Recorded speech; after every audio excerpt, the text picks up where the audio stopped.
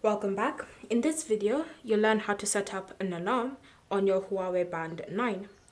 So all you need to do is ensure that you've woken up your screen and then just press on the button again to access the apps menu.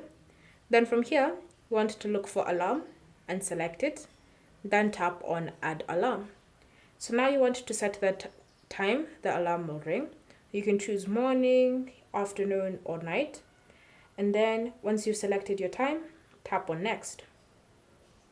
So from here, you want to choose the days it's going to repeat itself.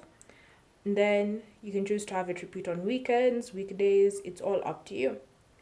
And once you've selected your repeat days, tap on OK.